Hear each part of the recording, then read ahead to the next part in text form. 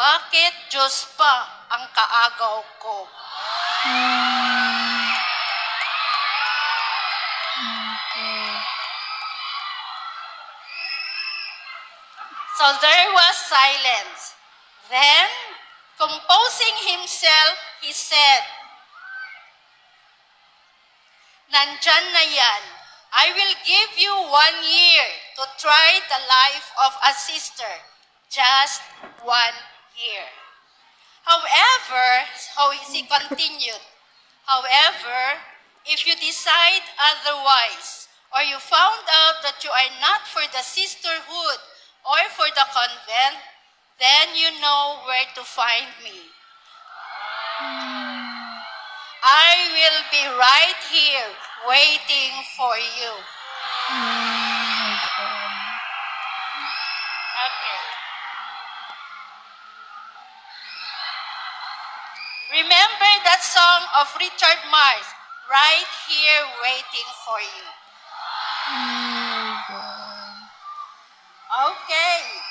Fast forward again. The day came that I need to enter the convent. My boyfriend on that day, carrying my bags, brought me to the convent to start my formation.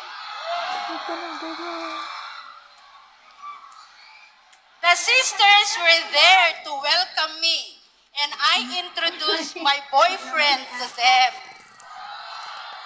Their facial expressions were beyond words to describe. When he, my boyfriend, left, one of the sisters asked me, "Magmamadre ka ba talaga, Jovi?" I just smiled.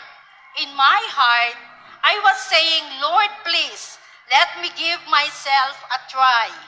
If I am not for Grabe here, siya. then I will leave the convent, go back to my work." Anyway, my boyfriend is still there waiting for me to go back to him. To make the story short, 1 year came. December 26, to be exact. True to his word, after a year, he came to the convent in Quezon City and asked me my final decision. Oh my God.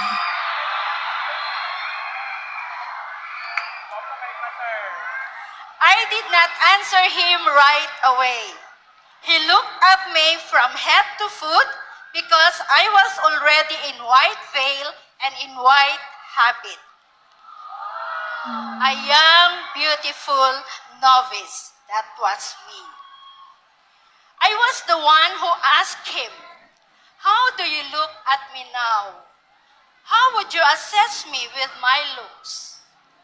For some time, he stared at me, looking straight into my eyes, and said in a slow and soft voice, "Alam ko, you are happy where you are now. Just stay here. Mas mabuti na lang dito ka na kaysa mapunta ka pa sa iba." My God. Grabe.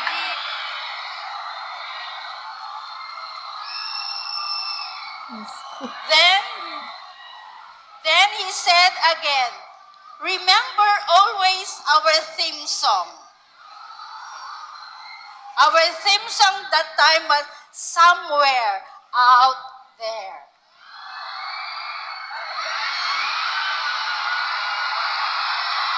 Oh,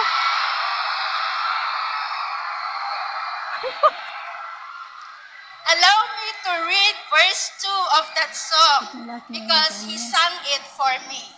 Somewhere out there, someone is saying a prayer. And even though I know how very far apart we are, it helps to think Mayan. we might be wishing on the same bright star. And when the night winds start to sing a lonesome lullaby, it helps to think we're sleeping underneath the same big sky, somewhere out there. Ako yun, Joe, he said to me. Okay, the word Joe, it is the name he usually calls me, and it's the only one he can call me Joe. Oh my God.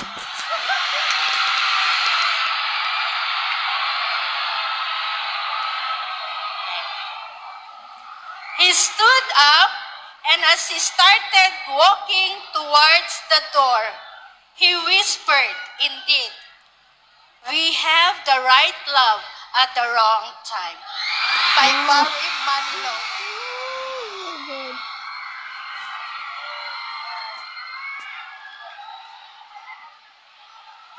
So those who know that song, we have the right love at the wrong time, he was singing that to me when he came to visit me.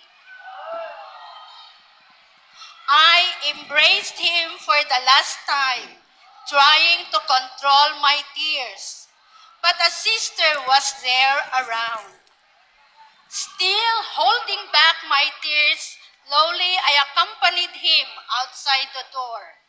Before he left, his last words to me, quote and unquote, hindi na kita guguluhin, Joe. Stay where you are. But if you decide to leave the convent, nandito lang ako, naghihintay sa iyo. Oh.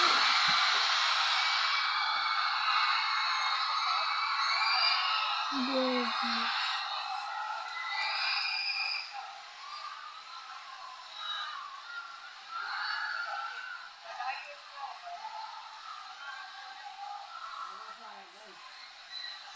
Launa. Launa dos.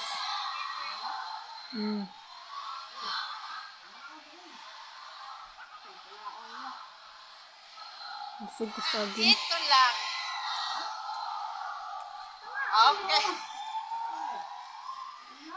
And he added again, I will be, after he had said, nandito lang ako, naghihintay sa, I will be right here waiting for you. You know where to find me. And he said, for the last time, I love you very much, Joe. Oh my God.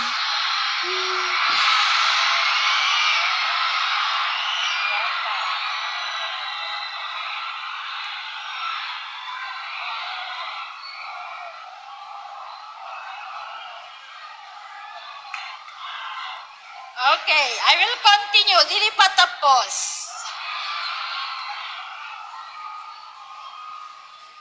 My eyes followed him until I can no longer see him. True to his words, he waited for me to have my final vows until he decided to settle down. I invited him, but he did not show up. Through our common friend, he just extended his congratulatory words. Since then, we have not seen each other, neither did I hear from him. That was 38 years ago. And here I am, still in the convent serving the Lord. Grabe. I do still remember him and always pray for him that with whatever life he has chosen, true enough, he was a gentle and noble man who gave me up for a higher value. He sacrificed his happiness in order to offer me to the Lord in the religious missionary life. And I thank God for that. I thank God for him. God builds grace upon grace. May my vocation story inspire you to serve the Lord. With Saint Ignatius of Loyola, let me pray my favorite prayer of generosity.